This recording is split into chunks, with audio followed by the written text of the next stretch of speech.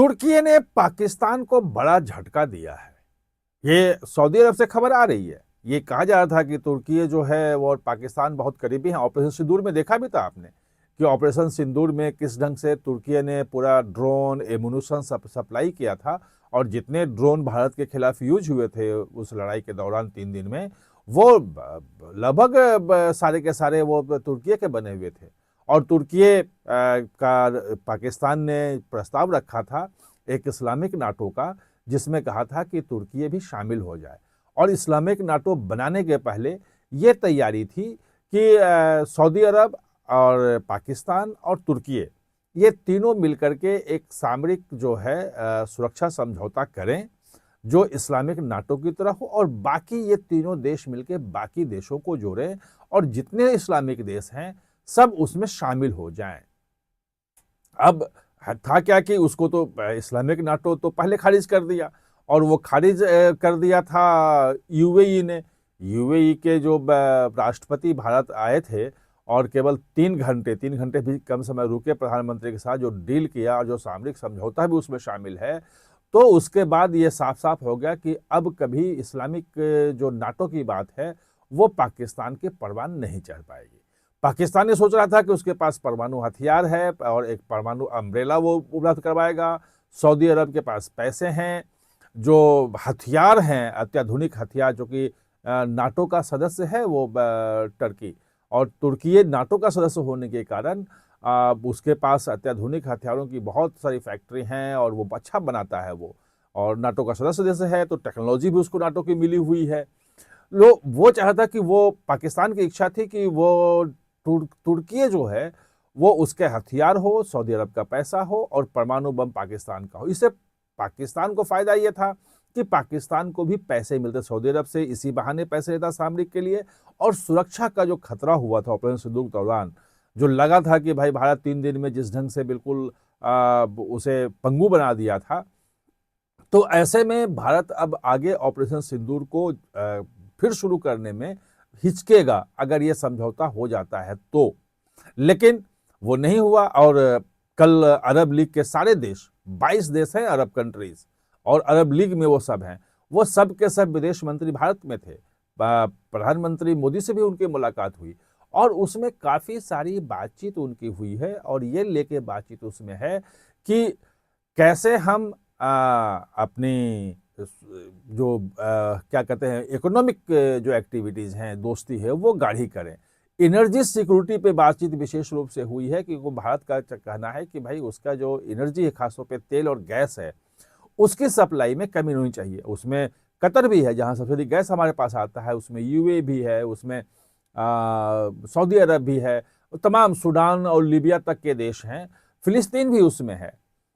और अरब देश चाहते थे कि फिलिस्तीन को जो भारत का समर्थन है वो मिले, और फिलिस्तीन का जो गाजा का जो मुद्दा है उसमें भारत सक्रिय भूमिका निभाए।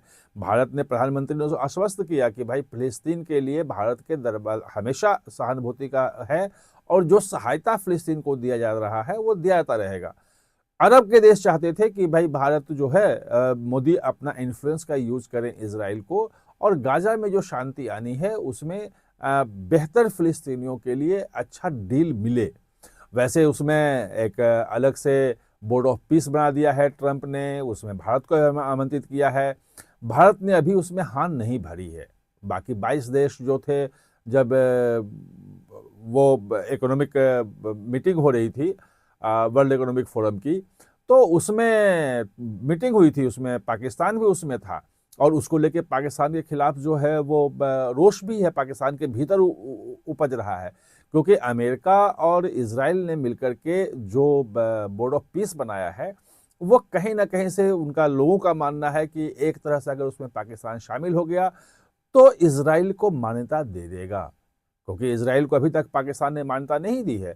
और पाकिस्तान में तो बच्चे बच्चों को पढ़ाया जाता है कि इजराइल को ख़त्म करना है, इजराइल का खात्मा जो है उनके उद्देश्य में शामिल है, और अगर इजराइल को हम मानता देते तो क्या होगा।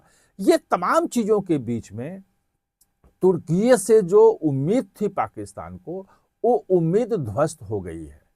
ये अभी खबर आई है और सऊदी अरब में सूत्रों के हिसाब से खबर आई है, वहाँ के जो वरिष्ठ लोगों ने कहा है कि साफ-साफ कह दिया है कि जो सऊदी अरब और पाकिस्तान के बीच में जो एक स्ट्रेटेजिक डील जो है, रक्षा संबंध जो एक हुआ है कि हम एक-दूसरे की सुरक्षा करेंगे, उस डील में शामिल होने से तुर्की ने मना कर दिया है। उसने साफ-साफ कह दिया है कि हम उस डील में शामिल नहीं होंगे। और सऊदी अरब का जो खबर आई है उसमें सऊदी अरब का कहना है कि तुर्की का ये मानना है कि इस ढंग का अगर 3 लोगों का डील बनाते हैं तो ये लगेगा कि हम कहीं न कहीं से एक नया पावर सेंटर के रूप में आ रहे हैं और उसमें तुर्की नहीं जाना चाहता है। और सऊदी अरब का कहना है कि हम मतलब ये जो डील है पाकिस्तान और सऊदी अरब की है, हम दोनों के बीच में है और क्या वो डील है वो अभी विस्तार से आया भी नहीं है। ये पाकिस्तान की तरफ से प्रचारित किया गया था कि डील में यह है कि एक दूसरे के पे अगर कोई आक्रमण करता है तो दोनों देश मानेंगे कि उनके ऊपर आक्रमण है और साझा लड़ाई लड़ेंगे।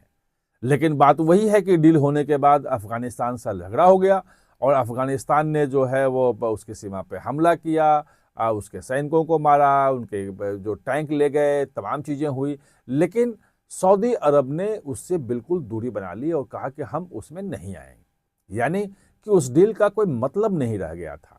ये चीज़ें जो हैं वो लगभग क्लियर हो गई हैं कि सऊदी अरब और पाकिस्तान के बीच भले डील हो, लेकिन उस डील में सऊदी अरब पाकिस्तान के लड़ने जाएगा, ये थोड़ा-सा मुश्किल है। ये डील के पीछे मेन ये है कि सऊदी अरब के सामने जो संकट आ गया है अरब के देशों में और ख़ास तौर पे यूएई से जो झगड़ा हुआ है, यमन को लेकर के, यमन ही नहीं, सोमालिया में सोमालीलैंड में जिस ढंग से यूएई खेल कर रहा है और इज़राइल ने जिस ढंग से सोमालीलैंड को मान्यता दे दी है, वो सऊदी अरब के वर्चस्व को लेकर के बड़ी चुनौती हो गई है और यूएई एक नए पावर के रूप में वहाँ उभर रहा है पूरे खाड़ी देशों में, गल्फ कंट्रीज़ में।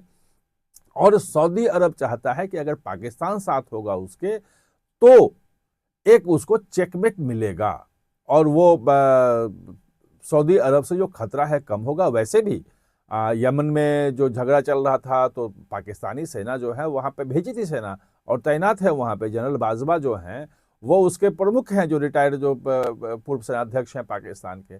तो इस ढंग की चीज़ें पहले से चलती रही हैं, उन तमाम चीज़ों को बड़ा झटका लगता रहा है। पाकिस्तान जो कुछ भी करने की सोच रहा है, वो अब उसको उल्टा पड़ रहा है। आप हमारे साथ जुड़े इसके लिए बहुत-बहुत धन्यवाद।